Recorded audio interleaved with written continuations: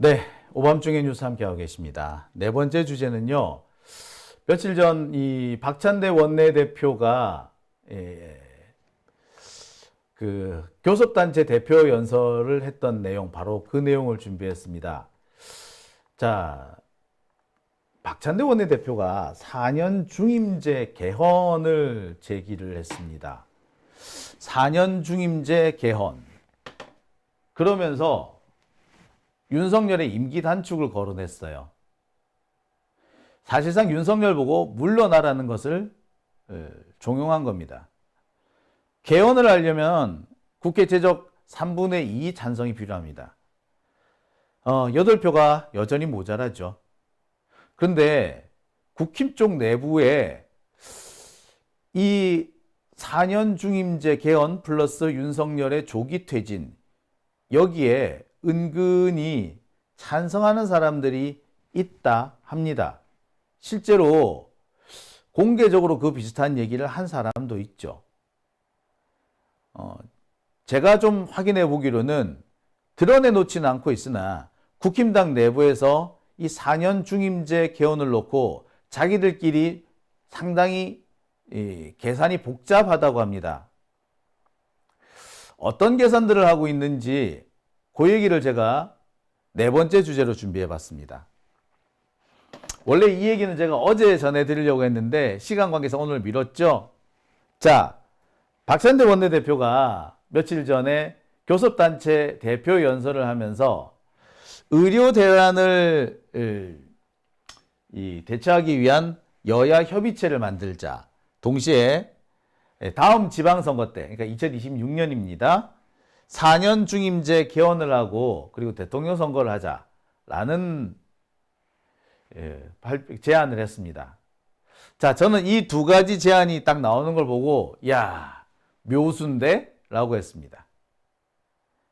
이게 다른 의미에서 묘수라기보다 윤석열과 한동훈 혹은 국힘당 내부에서 이 각 계파들, 각 세력들 사이에 갈등이라든지 또는 서로 다른 이합집산을 가져올 수 있는 단초가 될 수 있다라고 생각이 들었습니다. 한마디로 말해서 적들을 분열시킬 수 있는 단초가 된다는 것입니다. 당장 의료 대란을 두고요.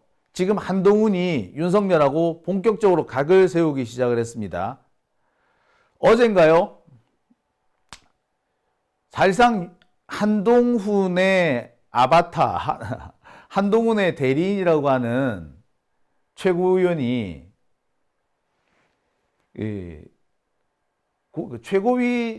최고위원의 발언을 통해서 이렇게 말합니다. 뭐라고요?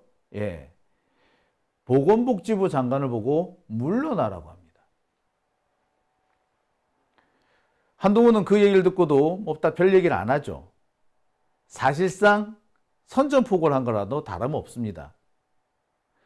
이렇게 나오는 이유는 이 의료대란 문제가 윤석열하고 보조를 맞췄다가는 한동훈 지도 함께 골로 갈 것 같다라고 느꼈기 때문입니다. 의료대란 문제, 이 문제가 지금 상당히 분위기가 안 좋아요. 윤석열의 지지율이 만약에 더 떨어진다면, 뭐 지금도 많이 떨어졌지만 앞으로 더 떨어질 것으로 보고 있는데, 만약에 그 떨어지는 게 현실이 된다면 그 이유는 아마도 의료대란 때문일 것이다 라고 하는 것이 정설입니다. TK라든지 부산 경남이라든지 서울 강남이라든지 이른바 이찍들의 텃밭이라고 하는 곳에서도 지지율이 급격히 저하되고 있습니다. 노인들이 많은데 이 노인들이 응급실과 관련해서 당장 자신들이 가장 밀접하게 위기감을 느끼고 있는 거죠. 청년들이야 특별하게 자기들이 뭔가 큰 대형 사고를 치지 않는다면 응급실 갈 일이 그리 많지는 않을 겁니다. 하지만 연세 드신 분들은 사실 무슨 일이 있을지 모르죠. 그리고 영유아 같은 경우에 열이 좀 많이 난다 싶으면, 그리고 밤이다 싶으면 일단 응급실로 달려가는 게 일단 제일 좋습니다. 그런데 지금 그럴 수 있는 상황이 아니거든요. 그러니까 바로 그런 점에서 제일 먼저 타격을 입는 쪽에서 지지율이 떨어진 겁니다. 영유아 얘기를 말씀을 드렸는데 사실 영유아 문제하고 이 노년층 문제가 또 바로 직결이 됩니다. 아시다시피 요즘 어린아이들 노인들이 돌보는 경우가 많잖아요. 예, 이분들이 불안감을 느끼는 거죠. 본인의 건강에도 불안함을 느끼고 자기 손자들의 건강에도 불안을 느끼는 겁니다. 그러니 빠르게 지지율이 빠지는 거죠. 그러니까 한동훈 입장에서도 딴 건 몰라도 여기에 윤석열과 보조를 맞췄다가는 큰일 나겠다 싶었던 겁니다. 그래서 지금 선을 긋고 있죠. 바로 그 지점을 박찬대 원내대표가 치고 들어가는 겁니다. 그러면서 동시에 4년 중임제 개헌 얘기를 꺼냈습니다. 4년 중임제 개헌, 이 부분은요, 국힘당 내부에서 사실 찬성하는 세력들이 적지 않습니다. 특히 윤석열을 끌어내리고 싶은데 탄핵이라는 그런 방식을 통해서 끌어내렸다가는 자기들이 권력을 유지하기 어려울 수도 있다는 생각하지 않겠습니까?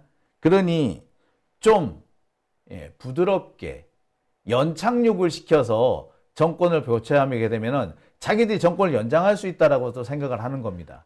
그래서 4년 중임제 개헌을 하면서 자연스럽게 윤석열을 내보내는 거 어떨까라는 사람들이 꽤 있어요. 특히 국힘당의 원로층이라고 하는 사람들이 있죠.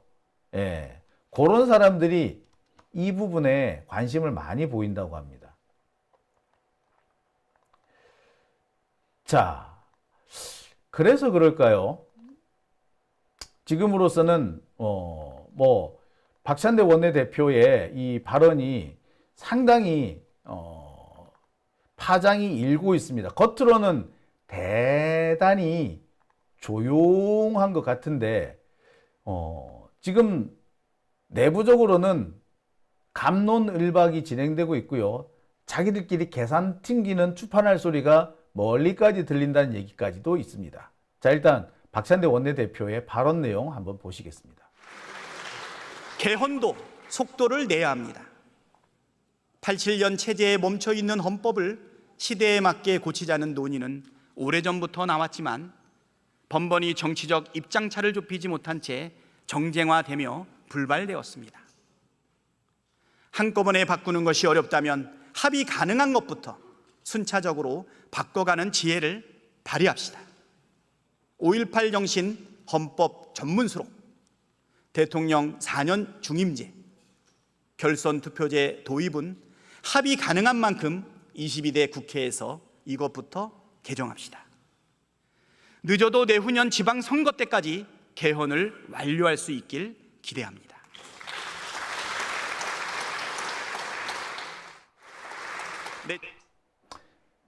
네. 보셨다시피 이 박찬대 원내대표의 이 발언은요, 국힘당 쪽에서도 쉽게 떨쳐버릴 수 없는 유혹이 된 걸로 보입니다.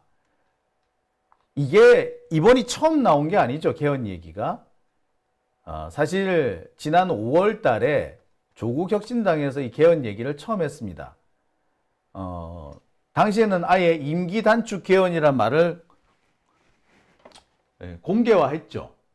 공식화했었습니다. 그러면서 2026년에 지방선거와 대선을 같이 한다, 뭐 이런 내용을 포함을 시켰습니다. 거의 내용은 유사합니다. 물론 디테일로 들어가면 조금 차이가 있을 수 있지만 합의 가능한 부분으로 좀 내용을 좁힌다고 한다면 글쎄요, 뭐 크게 다르지 않을 수도 있습니다. 자, 당시를 한번 되돌아가 볼게요. 당시 조국혁신당에서 이 제안을 하니까 국힘당 쪽에서 어떤 반응을 보였느냐? 네, 갑자기 나경원이 이 얘기를 합니다. 개헌 논의를 만화하면 안 된다. 모든 것을 열어놔야 된다. 라고 반응을 하죠. 그러면서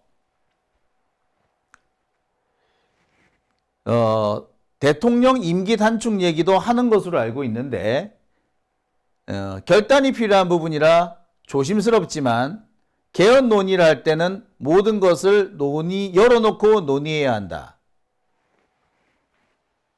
대통령 임기 단축을 거론하기 때문에 대통령의 결단이 필요하니까 함부로 말하는 게 쉽진 않다. 하지만 모든 것을 열어놓고 논의해야 한다. 즉 윤석열의 임기 단축도 논의할 수 있다라고 말을 한 거죠. 이미 이때. 물론 이 직후 나경원 작살 났습니다. 겉으로는. 하지만 국힘당 내부에서는 이 임기 단축 개헌이 받아들일 수 있는 대안 중에 하나로 그때 이미 인식이 됐고요. 그 김종인 같은 그 한마디로 말하자면 이제 국힘당의 좀 옛날 고인물들, 썩은 이 사람들, 옛날 사람들, 이 사람들은 상당수가 이 방안에 호감을 표시했다고 합니다. 그들은요, 윤석열로는 안 된다. 김건희 나대는 거 더 이상 보고 있어서는 안 된다. 라는데 의견이 일치한 상태라고 해요. 그런데 김건희나 윤석열을 끌어내릴 수 있는 현실적인 방안은 없습니다. 4년 중임제 개헌이라는 이 방법 밖에는 그거 외에는 탄핵밖에 없거든요. 근데 아까 말씀드렸듯이 탄핵이라는 방식을 통해서 나갈 경우에 상당히 국힘당으로서는 윤석열만 위기가 아니라 지들도 위기가 될 수 있죠. 그러니까 선택이 좀 껄끄러울 거예요. 하지만 4년 중임제 개헌을 통한 임기 단축 형태가 된다면 그 얘기가 달라질 수 있는 거죠. 그래서 나경원이 거기에 발을 담궜던 겁니다. 물론 그 사이에 또 상황이 바뀌었습니다. 계산식이 복잡해졌어요. 당시만 해도요, 나경원이 이 윤석열과 살짝 각을, 더군다나 한동훈과도 살짝 각을 세우는 그런 상황이었습니다. 그렇기 때문에 나경원 생각으로는 임기 단축 개헌이 윤석열과 한동훈을 한꺼번에 날릴 수 있는 아주 괜찮은 방법이라는 생각이 들었을 거예요. 나경원뿐만 아니라 뭐 장제원이나 권성동이나 뭐 기타 등등 이런 사람들한테 생각할 수 있는 대안이라고 생각이 들었을 겁니다.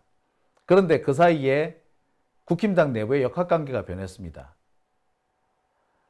한동훈이 당 대표가 됐죠. 그러면서 나경원이 윤석열 쪽에 가서 찰싹 달라붙었습니다.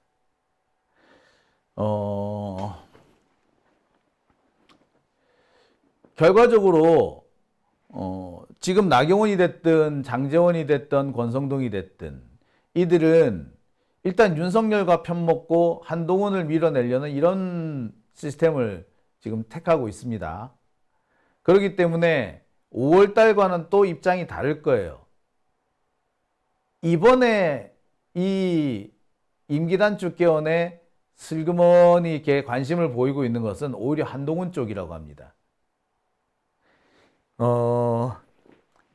지금 상황에서는 결국 한동훈은 김건희한테 밀려서 작살나요. 한동훈하고 윤석열과의 관계는 뭐 나쁘지 않다라고 할 것 같고, 뭐 때로는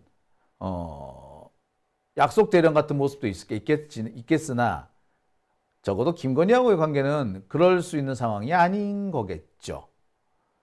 근데 김건희가 계속해서 몰아붙이면 한동훈의 입지는 점점 줄어들 겁니다. 이미 많이 줄어들었고요. 솔직히 지금 한동훈에 거의 존재감이 없다라는 말까지 나오지 않습니까?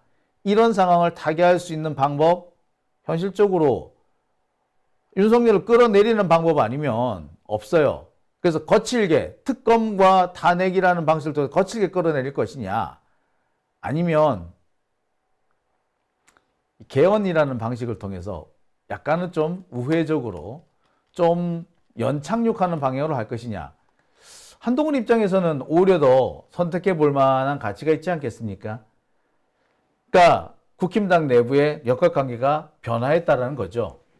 근데 이 변화라는 게 늘 그렇습니다. 변화가 확실히 바뀌는 게 아니라 바뀐 지 얼마 안 됐을 때는요, 자신의 조금 전의 과거에 미련이 있지. 언제든지 또 그대로 돌아갈 수도 있어요. 그러니까 지금 얘네들도 아직까지 확실한 선택을 한 것 같지는 않습니다. 그러니까 자기들끼리 되게 복잡한 고민을 하고 있다라고 보시는 게 맞을 것 같아요. 자, 어떻습니까, 여러분? 이 상황에서 우리가 뭔가 이걸 좀 잘 이용해 보면 재밌는 결과가 나올 것 같지 않습니까? 전 자꾸 재밌을 것 같다라는 생각이 드는데요. 그죠? 네. 여러분 어떻게 생각하십니까? 오밤중의 뉴스 함께하고 계십니다.